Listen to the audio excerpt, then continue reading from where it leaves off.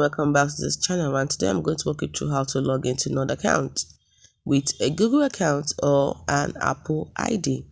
We're going to look at the Google account first.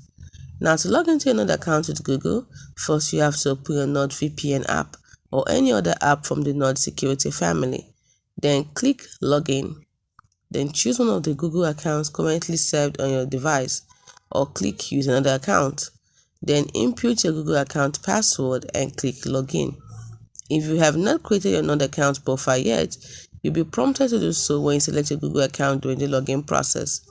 Now, if you don't know how to create a Nord account, check out our previous video on how to create a Nord account. Now, if you want to log in using an Apple ID, you can use your Apple ID to log into Nord account by opening the Nord VPN app first or from any other app from the Nord security family. Then click Login. Once you are redirected to a new tab in your browser, click Sign In with Apple.